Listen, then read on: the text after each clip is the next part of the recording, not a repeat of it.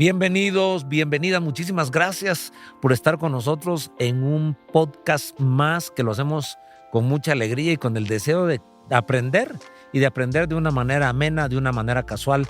Por eso el podcast Hablando con los Amigos de Mundo. Y hoy por primera vez tengo a otro de mis amigos, nos hicimos amigos en la iglesia, me refiero a Ángel Morales, Angelino Morales, un joven. Yo te sigo viendo joven, eso quiere decir que yo soy mayor que vos, pero vinimos jóvenes a la iglesia. Yo vine de 11 años a la iglesia.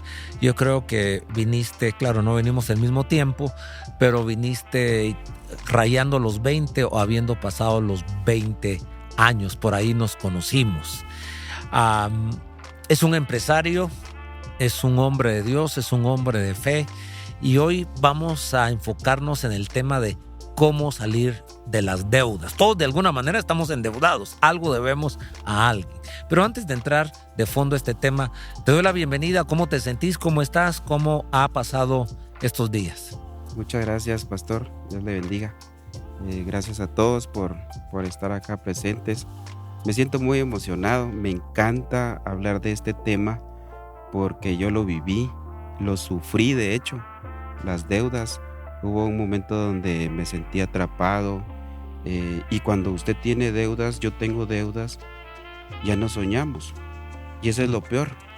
Nos atrancamos. Ya no soñamos porque el que tiene deudas ya no puede dormir, y despierto no se puede soñar, solo dormido se puede soñar. Lamentablemente las deudas le quitan el sueño a uno, ¿verdad? Y si uno pierde el sueño, también pierde los sueños para salir adelante.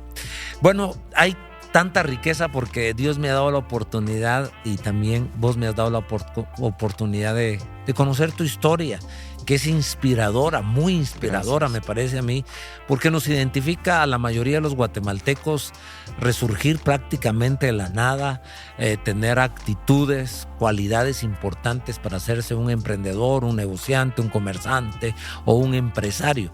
Hay un perfil, me parece, hay un terreno común en toda la gente que tiene éxito financieramente, cuando entra a la arena, a esas aguas también del negocio. Y he visto en tu vida diligencia, he visto en tu vida enfoque en las soluciones y no en los problemas. Pero como también gentilmente me has contado esa experiencia de cómo saliste de las deudas, me gustaría que habláramos cómo te metiste a las deudas. Pero no necesariamente para hablar ese camino escabroso, sino un joven que viene en Guatemala y se hace un emprendedor. La industria, el negocio donde estás es una funeraria. Sí, claro. Pero hablemos de tus primeros pasos en cómo te abriste campo aquí en la ciudad de Guatemala. Entiendo que venís de uno de los departamentos bellos, el departamento de Huehuetenango, un gran departamento, y venís a Guatemala. ¿Y cómo son esos tus días en Guatemala? ¿Con qué ilusión viniste a la capital? ¿Qué era lo que tenías en mente? Muy bien, gracias. Sí, de hecho es un hermoso departamento, Huehuetenango. Estamos por la frontera. Y sí, cuando me vine de Huehuetenango, recuerdo que un amigo con que estudiamos juntos decide venir a estudiar aquí a Guatemala. Uh-huh. Y la mamá lo trae. Y yo le digo, mira, me llevan. ¿Cómo así? Me dice, sí, me llevan. Yo quiero ir, pero ¿a qué vas a ir? También a estudiar. Pues, ¿y a dónde? Él ya venía con una beca. Sí, pues. A estudiar para agronomía. Entonces, no, yo quiero ir. Y me vine. Mi mamá tenía su frase, rodando tierras, decía mi mamá. Sin saber cómo me iba a ir. Traía la dirección de una de mi tía. Y solo me dieron indicaciones, te bajas en el trébol y seguís el bus y tal, y llego y me dice, bienvenido. Eso, gracias a Dios. Yo tenía el temor de que me dijeran, regrésase por donde vino. Sí, pues. ¿Qué está haciendo aquí? Tu tía te recibió. Sí, gracias a Dios me recibió. De ahí pues yo venía con la ilusión de estudiar, de trabajar. Vengo de una familia relativamente muy pobre. Y Entonces yo venía con esa ilusión, pero cuando me vine acá, un muchacho de 16 años, con muchas ilusiones, pero muchos topes. No hay trabajo. Yo le dije a mi amigo, conseguíme una cédula, como que tuviera 18 años, porque aquí no me dan nada. Sí, pues porque eras menor de edad. Sí, no me daban trabajo, entonces... ya que dijiste cédula, ya te identificaste con gente ya mayorcita, ¿verdad? Sí. Porque ahora los jóvenes solo saben de DPI. Sí. Bueno, sí, la cédula era antes, nuestro documento de identificación antes era anteriormente. cédula de vecindad. La cédula de vecindad. Era un libro. Es cierto. Y entonces, yo empiezo a trabajar. Mi primer trabajo fue como ayudante de albañil en la ciudad. Como ayudante de albañil. Ese fue el primer chance que te salió. Ese fue lo que me salió y a ese le entramos y lo disfruté. Muy cansado, lo disfruté. Estando en ese proceso de estudio que fueron 3 años, yo trabajé 3 años de igual manera como ayudante de albañil, 3 años y medio casi, y me ilusioné mucho por querer crecer, querer salir adelante. Y había mi primo, hijo de mi tía, que me aceptó en su casa, que era taxista. Y yo le dije, me voy con usted. Yo miraba que en la noche... O sea que siempre has sido muy inquieto. Así Sí, te viniste a a mí- Guatemala y esa actitud de explorar, de aventurar, creo que también identifica a todo emprendedor, a todo empresario, a todo comerciante, tener ese espíritu aventurero, como le digo. Sí, yo creo que fue muy importante lo que mis papás inculcaron en mí. Porque de muy niño ellos me enseñaron a hacer pan, a matar marranos, vender carne. Antes de ir a estudiar, que a las 8 entraba a la escuela, mi papá me llevaba a vender desde las 6 de la mañana. A las 4:30 nos teníamos que levantar ya a pelar el marrano. Entonces vengo de una familia muy productora, ¿verdad? Mi mamá igual, metido en el negocio. Y hacíamos tamales, chicharrones, todo, ¿verdad? Entonces yo vengo con esa cultura, ese pensamiento del trabajo duro, que yo entiendo que es uno de los puntos muy importantes que todo ser humano debería tener.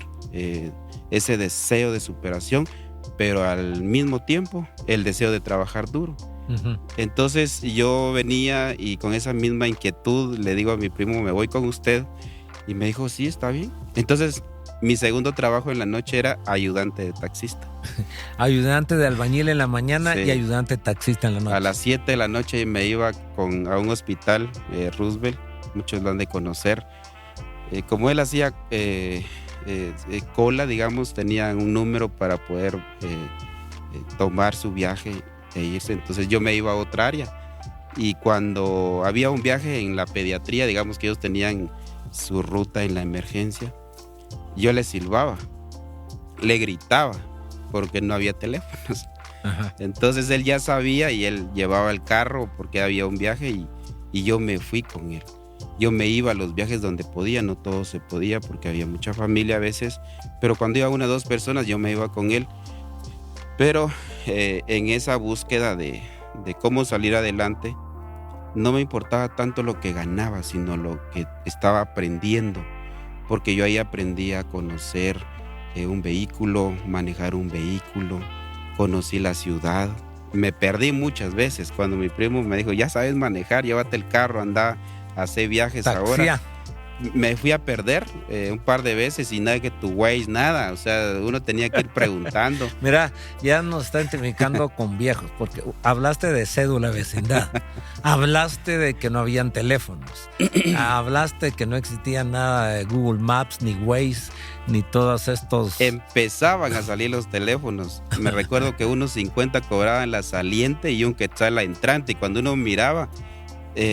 como no lo identificaba tampoco, contesto. Ya te matabas el medio minuto. Mira, háblame rápido porque me van a cobrar un quetzal. Entonces tu historia era ahí en el Roosevelt con el taxi de tu de tu primo. Sí, claro. De hecho, ahí fue donde yo conocí personas que trabajaban o trabajan todavía en el gremio funerario y no sé qué vio un amigo en mí y me dijo, mira, ya te recomendé en aquella empresa y dale. ¿Y de qué? Le dije, de vendedor yo. Sí, vas a darle de vendedor. Yo te voy a enseñar. Yo no sabía, de vendedor. Ya tenía la noción. ¿Y qué vendían? Servicios funerarios. Sí, claro, de emergencia, había que ir a buscar. Sí, pues. Entonces, yo te voy a enseñar. Me fui con esa ilusión y me fue muy bien. De hecho, al terminar esa quincena, fue el primer pollo campero que me comí. Sí, pues. ¿Decidiste que no ibas a ser ayudante de albañil ni ayudante taxista? No, me fui como vendedor y me fue muy bien. Y me encantó tanto el trabajo que yo le decía a este amigo que me llevo 2 años voy a trabajar aquí. ¿Cómo? Si yo llevo 10 años aquí, no ha pasado 2 años. ¿Y qué vas a hacer? Yo voy a tener un negocio. Voy a tener un negocio y me fui a poner el negocio. Primero fui invitado por mis primos a poner un negocio en común, en conjunto. No se pudo, cada quien puso un negocio por aparte. Al final arrancamos cabalmente el 1 de enero del 2004. El 1 de enero del 2004, esta historia medio la sé, que la primera venta que hiciste fue a las 3 de la mañana o 3:30 de la mañana. Mientras uno ese día, porque el 31 de diciembre es darnos el abrazo a medianoche, comer sabroso, dormirnos como es ahora o más tarde. Vos estabas trabajando, estabas viendo cómo generabas ingresos, y yo pienso que eso es parte de esas cualidades comunes que tienen los emprendedores, de caminar la milla extra, de salir de la zona de confort, porque siempre que vamos a iniciar algo, siempre que vamos a emprender algo, lo hablábamos en el podcast anterior con Luis Pacheco, que también es un amigo tuyo, y decíamos el trabajar inteligente, pero trabajar duro, tener esa ética de trabajo. Pues me asombra que el 1 de enero del año 2004 estabas haciendo tu primera venta. Sí, algo que no me puedo arrepentir, fue un trabajo muy duro. Yo seguramente estaba comiendo un mitamal mientras vos estás ahí desvelándote, trabajando y de duro. hecho mientras unos duermen, el que quiere salir adelante tiene que ver las oportunidades, ¿verdad? Es muy importante ver las oportunidades y no desaprovecharlas. Yo trabajo mucho con un pensamiento. Yo no quiero llegar a 50 años y decirme si lo hubiera intentado, ¿qué hubiera pasado? Prefiero decirme lo probé, no se pudo y lo pruebo de otra forma.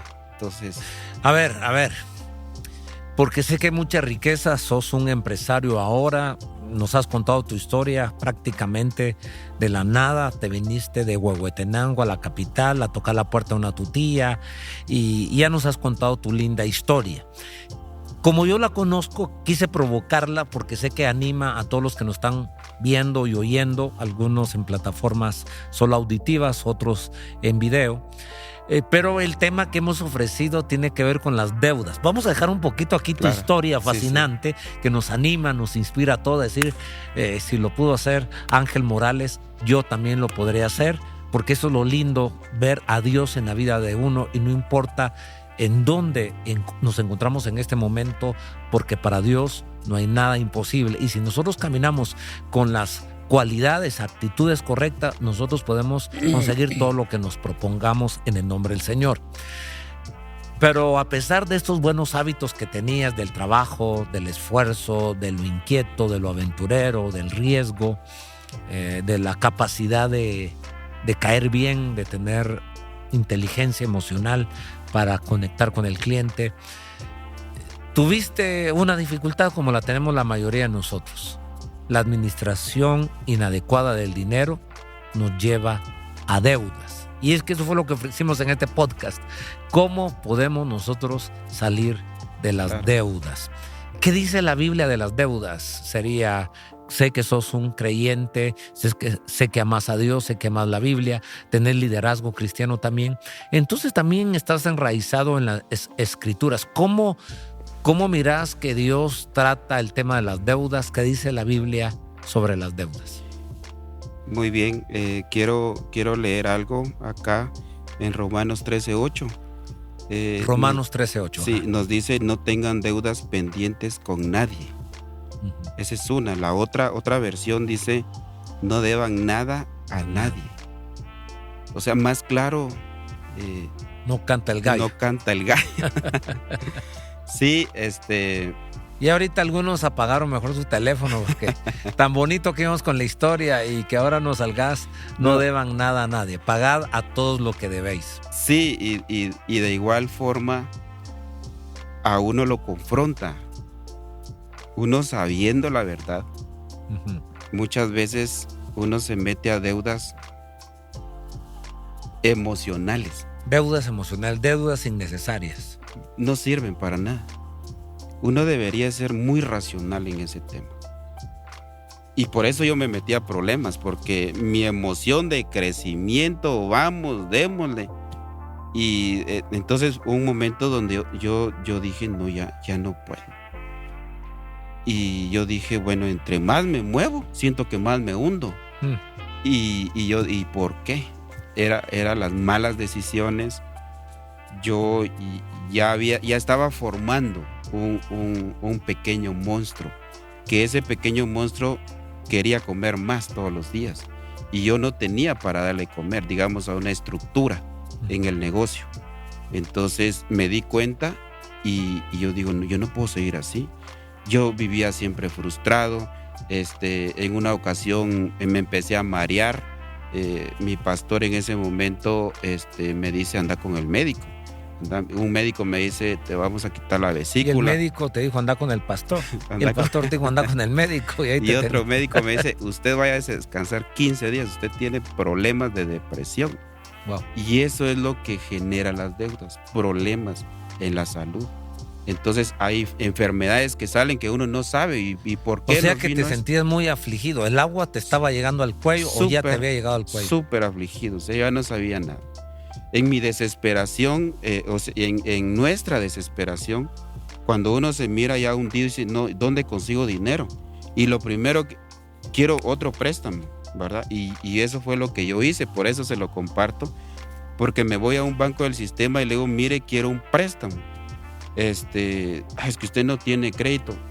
Le voy a conseguir uno, pero el interés es más caro. ¿Y cuánto? El 30% me cobró ese banco. Me recuerdo de esa mala decisión y entonces adquirí otra deuda. Pero una vez saliendo recuerdo de Miraflores, es un centro comercial en Guatemala, saliendo al periférico, yo prendo la radio y de repente dicen, si usted tiene problemas financieros, descargue este libro ahora en Kindle, en Amazon, que es gratis. Yo dije, ¿problemas de deudas? Yo ahorita no tenía la aplicación. ¿Seré y la yo busco. Maestro? Dijiste. ¿Será claro, que a mí me fue están hablando? tan Sí. pertinente, ¿verdad? Hay Sí. cosas de Dios, No, Dios se vale de eso. yo he visto los milagros de Dios. ¿Y qué libro descargaste? ¿Cómo se llama? Más rápido y más lejos en sus finanzas. Más rápido y más lejos en sus finanzas. Sí, de César Tánchez. Ya. La verdad a mí me bendijo mucho ese libro. Yo digo que llegó en el momento indicado. En mi desesperación, uno de los consejos que da este libro es que uno tiene que conocer el propósito, su propósito. Y uno lo pierde. Y digamos, uno de los propósitos debería ser honrar a Dios. Y uno manejando bien lo que Él le da a uno está honrando a Dios, pero se olvida de eso, ¿verdad? Entonces la otra es cuidar a la familia. Uno cuando está afligido, uno ya no tiene tiempo para la familia, uno anda viendo si trabaja de más, buscando dinero, uno se olvida de ese tema. La salud es muy importante, pero muchas veces entendemos el cómo, el cuándo, pero no le ponemos atención el por qué. Y eso es muy importante en tema de las finanzas y las deudas. Mi recomendación es que pongámonos a trabajar. Otro consejo que da este libro es hacer un listado. Hay que conocer lo que debemos, porque nosotros, decimos debemos, ¿cuánto debes? No sé. No, pero decime cuánto. O sea, a ver, tratemos aquí de amarrar para que nuestros amigos, yo creo que esto debe ser muy puntual porque cómo salir de las deudas, tal vez no hay una fórmula exacta y perfecta, pero sí hay pasos comunes de todas aquellas personas que lograron salir de las deudas. Y por ahí iría la pregunta, porque ya estás dando un consejo. Una de las maneras de salir de las deudas es decir o describir exactamente qué es lo que debo, a quiénes le debo y cuánto es lo que debo. Llega un momento en donde nos perdemos en esa radiografía. Ese era mi problema, yo no sabía cuánto debía. Wow. Cuando yo escucho esto, digo, increíble. ¿Sabías que debías y que te están cobrando? Me imagino que estás involucrado también con tarjetas de crédito. Eso es lo primero. Y lo que pasa que el primer problema de nosotros es que nos sentimos emocionados, felices cuando nos dan la tarjeta. Y por ahí decían que uno es fiel al banco que le da su primer tarjeta a uno. Yo dije, sí es cierto, yo no la he dejado. La tarjeta de crédito es buena, pero es peligrosa. Buena, pero peligrosa. Sí, hay que saberla manejar. A mí me dijeron, corte esas tarjetas, tírelas. Yo dije, no, yo tengo que tener dominio propio. ¿Y no tuviste? Bien, ya después sí. Bueno. No, pues ya cuando entendí pues las cosas, claro. Pero antes y uno se asusta. Cuando uno no controla sus gastos, uno llega y cuando le llegan esos estados de cuenta, ¿qué hice? ¿Quién me robó aquí? Alguien me hackeó mi tarjeta. Y después uno empieza, sí, yo fui, porque no controla uno los gastos. O sea, es otro consejo, ¿verdad? Controlar los gastos. ¿Cómo salir de las deudas? ¿Cuáles serían los primeros consejos o primeros pasos? Porque caíste muy hondo en las deudas, sí, creo mucho. Que ibas a perder tu casa y en fin, era una situación muy enredada. Entonces, ¿cuáles fueron los primeros pasos que tomaste para salir de las deudas? Gracias. Yo nunca había visto a mi esposa tan afligida cuando le dije, estamos a punto de perder la casa. Claro, ¿qué mujer no se va a afligir? Sí,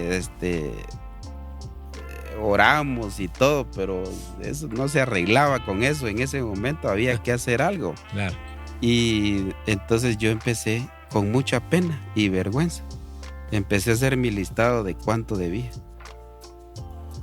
Y en total eran 8 deudas. 8 deuditas. 8 deudas y 2 de ellas eran de tarjeta de crédito. Tarjetas de crédito que ya no podía pagar ni el mínimo. Ni el mínimo. Ni eso estaba pagando. O sea, todos los días, 3 veces al día me llamaban. Y como ya me había enterado y si me siguen llamando los voy a demandar, les decía yo, ¿verdad? Pero ya lo vamos a seguir llamando porque usted tiene que pagar y es un acoso, de verdad. Digo, voy a pagar mi teléfono, pero ya no podía. Bloqueaba ese número, me llamaba la misma persona de otro número, pero de todos modos me tenían localizados. Entonces lo primero que yo recomiendo que aprendí es hacer ese listado. Es hacer ese listado y enumerar las deudas que uno tiene. Y hay que saber cuáles nos cobran más intereses. Y a esas hay que ponerles más atención. Porque hay deudas que no nos cobran intereses. Por ejemplo, si yo le presté a mi papá, le pedí dinero a mi tío, no me está pidiendo intereses, pero es una deuda que yo tengo que pagar. Claro, porque no debáis nada a nadie. La Biblia. Te encontraste con la Biblia y la Biblia te dijo pagarle hasta al cuñado, al tío. Todo, o sea, eso no me deja libre de nada. Entonces, yo hice eso. Entonces, yo dispuse un dinero, o sea, yo dije priorizar las deudas, ver qué deudas nos cobran más interés, sería la sugerencia comenzar a pagar primero esas deudas. Sí, yo empecé a poner, como esa fue la recomendación, las más pequeñas de primero y las más grandes después. Hacer convenios, o sea, con las tarjetas de crédito yo fui a hacer convenios de pago y a uno me dio, cada banco me dio 18 meses para pagar. A uno le dije, mire, yo voy a hacer un convenio, pero congéleme la deuda porque eso es lo que no hacemos. Sí, pues. No pedir congelar esa deuda, y esa deuda sigue creciendo. Entonces lo primero que hay que hacer es congéleme la deuda, cuánto me va a quitar de todo lo que me ha cobrado, lo que usted me quiere cobrar. Y yo obtuve eso. Uno es que me congelaron la deuda. Segundo, recuerdo que me quitaron 4,800 quetzales de lo que ya me estaban cobrando. Y luego hice el plan de pagos a 18 meses. No utilicé la tarjeta en ese tiempo, en los 18 meses. Yo dije, no voy a utilizar la tarjeta. Una no me la quisieron bloquear, la otra sí. Pero una no me la quisieron bloquear y igual no la utilicé. Pero luego una de las más pequeñas las dejé de primero y dije, no, estas voy a pagar. Y qué rico se siente cuando uno sale de una. Paga una y dice, bueno, yo voy a disponer 2,000 quetzales para pagar mis 8 deudas. Ejemplo, era más claro. lo que yo tenía que disponer. Y luego salir de la primer deuda y sigo utilizando los mismos 2,000 quetzales para pagar las otras 6. O sea, agarro eso que ya no pago aquí, lo abono a otra deuda. En el año 2016, noviembre del 2016, yo terminé de pagar mi octava deuda. Tu octava deuda. Sí. Bien, este tema es muy interesante y yo quiero hacer un corte aquí y animarte, invitarte para que estés con nosotros la próxima semana y sigamos con este tema, pasos concretos para cómo salir de las deudas. ¿Quién no está endeudado? Se dice que hay buenas deudas, que hay malas deudas. Los jóvenes se endeudan por casarse. Sí. Y lo que decimos, las deudas emocionales o sí. Las deudas, uno está tan contento y dice, vamos, invito a todo el mundo y luego sufrimos esto. Yo me doy cuenta que cuando va a llegar a fin de año, las personas pensamos que la vida se va a terminar el 24 de diciembre o el 31 de diciembre. Entonces usamos todo nuestro dinero para comprar ropa, para arreglar ropa, para comprar comida, para arreglar comida. Y no nos detenemos a pensar que en enero vamos a estar vivos, si Dios así lo quiere, y la vida va a continuar.